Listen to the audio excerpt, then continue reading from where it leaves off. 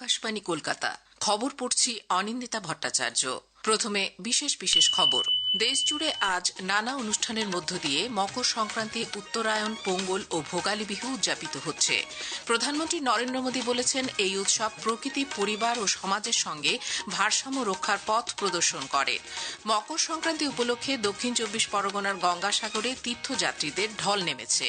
পুণ্যস্নানের মাহেন্দ্রক্ষণ শুরু দুপুর 1:19। পশ্চিমবঙ্গে নিপা ভাইরাসে আক্রান্ত সন্দেহে আরও দুজনকে বেলেঘাটার আইডি হাসপাতালে ভর্তি করা হয়েছে। এর আগে আক্রান্ত 2 স্বাস্থ্যকর্মীদের বারাসাতের এক হাসপাতালে আইসিইউতে চিকিৎসা চলছে।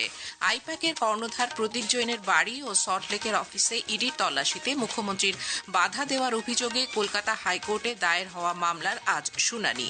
আজ সশস্ত্র বাহিনীর ভেটারেন্স ডে।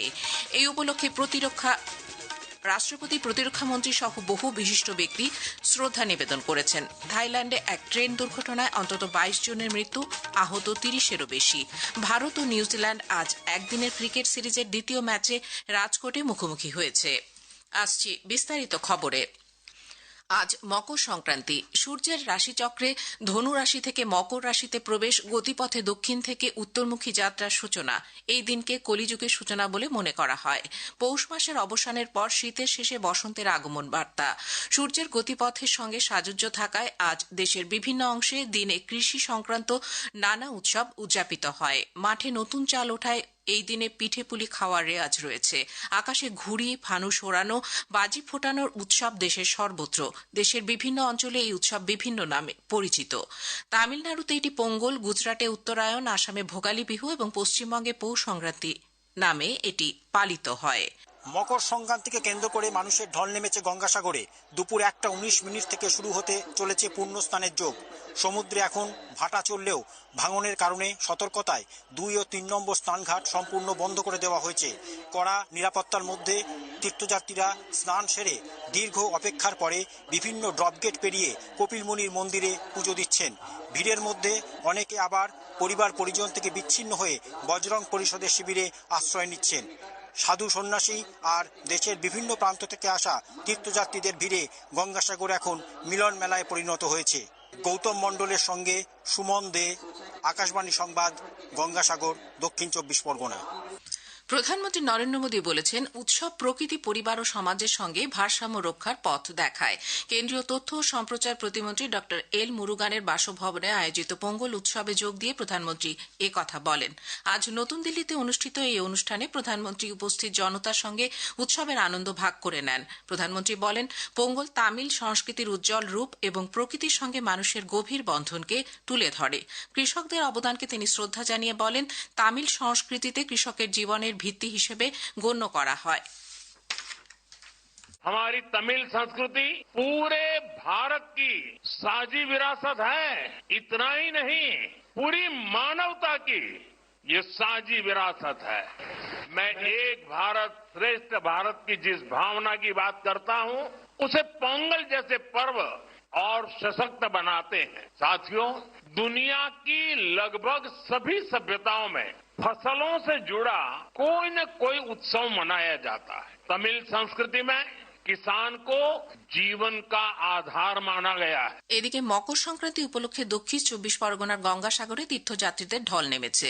দুপুর 1:19 থেকে পুণ্যস্নানের মাহেন্দ্রক্ষণ শুরু হওয়ার আগেই লক্ষ লক্ষ মানুষ সাগর সঙ্গমে স্নান করে কপিলমুনির মন্দিরে পুজো দিচ্ছেন।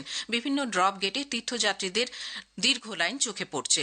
অন্যদিকে এখনও অনেক তীর্থযাত্রী সাগরমুখী হওয়ায় কচুপেরিয়া, গঙ্গাসাগর বাসস্ট্যান্ড ও মুড়িগঙ্গার ভেসেলে ভিড় উপচে পড়ছে।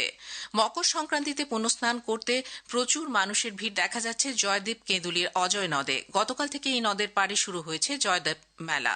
সাধারণ মানুষের পাশাপাশি ভিড় করেছেন বাউল ফকিররাও। মকর সংক্রান্তির ভোরে আজ রাঢ় বাংলার বাঁকুড়া, পুরুলিয়া, বীরভূম সহ বিভিন্ন স্থানে টুসু বিসর্জন হয়েছে। গতরাত্রে 1 মাসব্যাপী পুজোর শেষে টুসু জাগরণ অনুষ্ঠিত হয়েছে। দক্ষিণ বাঁকুড়ার টুসুতীর্থ হিসেবে পরিচিত পোরকুলে গতকাল থেকে মেলা বসেছে।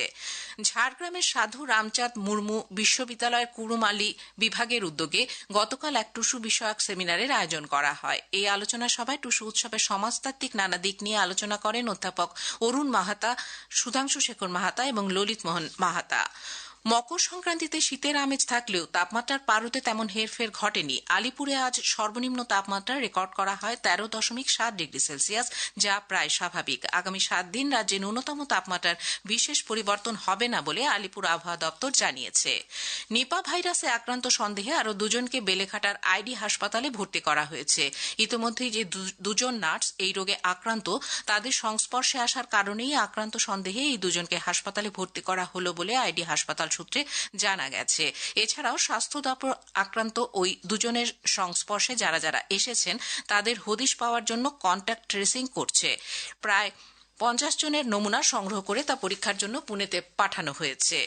কলকাতার লাউডন স্ট্রিটে ভোট পরামর্শদাতা সংস্থা আইপ্যাকের কর্ণধার প্রতীক জৈনের বাড়ি ও সল্টটেকের অফিসে ইডির তল্লাশিতে মুখ্যমন্ত্রীর বাধা দেওয়ার অভিযোগে কলকাতা হাইকোর্টে দায়ের হওয়া মামলার শুনানি হবে আজ। বিচারপতি শুভ্রা ঘোষের বেঞ্চে দুপুর 2:30টায় শুরু হবে শুনানি। পুরো প্রক্রিয়া লাইভ স্ট্রিমিং করা হবে বলে হাইকোর্টের তরফে ভারপ্রাপ্ত প্রধান বিচারপতির আদেশানুসারে এক বিজ্ঞপ্তিতে জানানো হয়েছে। শুনানি চলাকালীন এজলাসে মামলার সঙ্গে যুক্ত আইনজীবীরা ছাড়া অন্য কেউ প্রবেশ করতে পারবেন না বলেও জানানো হয়েছে। আজকের প্রসঙ্গ অনুষ্ঠানে আজ শুনবেন বিশেষ আলোচনা বিশ্বের চোখে ভারত। বিশিষ্ট আইনজীবী দেবজিৎ সরকারের সঙ্গে কথা বলেছেন দিব্য দে। আকাশবাণী সংবাদ বিভাগ আয়োজিত অনুষ্ঠানটি শুনবেন আজ রাত 9:30টায় গীতাঞ্জলি, ডিটিএইচ বাংলা এবং আকাশবাণী সংবাদ কলকাতার সোশ্যাল মিডিয়া প্ল্যাটফর্মে। প্রধানমন্ত্রী নরেন্দ্র মোদী রবিবার 25শে জানুয়ারি আকাশবাণীতে মন কি বাত অনুষ্ঠানের মধ্য দিয়ে দেশ বিদেশের মানুষের সঙ্গে তাঁর চিন্তাভাবনা ভাগ করে নেবেন। এটি হবে মাসিক এই বেতার অনুষ্ঠানের 130তম পর্ব। আকাশবাণী ও দূরদর্শন সবকটি চ্যানেল সকাল 11টা থেকে এই অনুষ্ঠান শোনা যাবে।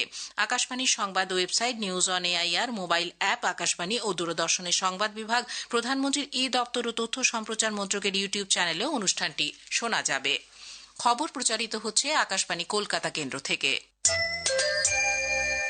আমাদের সংবাদ শোনা যাচ্ছে ইউটিউব চ্যানেল আকাশবাণী সংবাদ বাংলা, ফেসবুক ও ইনস্টাগ্রাম আকাশবাণী সংবাদ কলকাতা এবং এক্স হ্যান্ডেল এআইআর নিউজ কলকাতাতে। রাষ্ট্রপতি দ্রৌপদী মুর্মু আজ আর্মড ফোর্সেস ভেটারান্স ডে উপলক্ষে প্রাক্তন সেনানীদের প্রতি শ্রদ্ধা নিবেদন করেছেন। সামাজিক মাধ্যমের একটি পোস্টে রাষ্ট্রপতি বলেছেন, প্রাক্তন সেনানীদের অটল সাহস প্রতিটি ভারতীয়কে অনুপ্রাণিত করে। ভেটারান্স ডে এবং আর্মড ফোর্সেস ফ্ল্যাগ ডে শুধু সাহসী সৈনিকদের প্রতি শ্রদ্ধা জানানোর জন্যই নয়, বরং তাদের পাশে দাঁড়ানোর উপলক্ষ। প্রতিরক্ষামন্ত্রী রাজনাথ সিং বলেছেন, সশস্ত্র বাহিনীর প্রবীণ যোদ্ধারা জাতীয় চেতনার স্তম্ভ, সম্মিলিত সাহসের প্রতীক এবং আগামী প্রজন্মের জন্য অনুপ্রেরণার উৎস। আজ নতুন দিল্লিতে আর্মড ফোর্সেস ভেটারান্স ডে অনুষ্ঠানে যোগ দিয়ে তিনি বলেন, প্রাক্তন সেনানীরা দেশ গঠনের প্রতিটি ক্ষেত্রে অবদান রাখেন।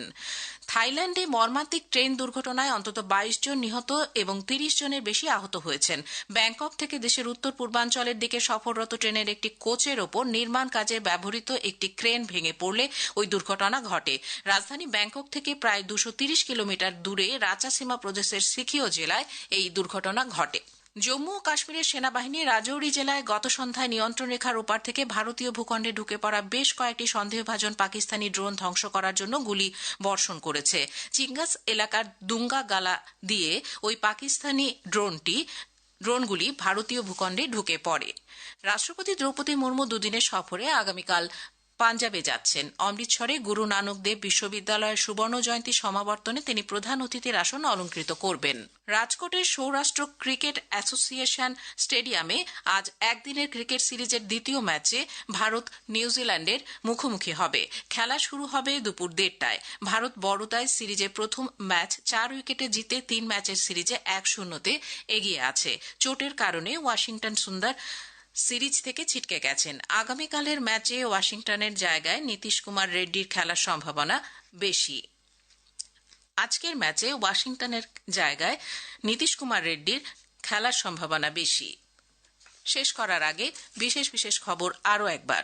দেশ জুড়ে আজ নানা অনুষ্ঠানের মধ্য দিয়ে মকর সংক্রান্তি, উত্তরায়ণ, পোঙ্গল ও ভোগালী বিহু উদযাপিত হচ্ছে। প্রধানমন্ত্রী নরেন্দ্র মোদী বলেছেন, এই উৎসব প্রকৃতি, পরিবার ও সমাজের সঙ্গে ভারসাম্য রক্ষার পথ প্রদর্শন করে।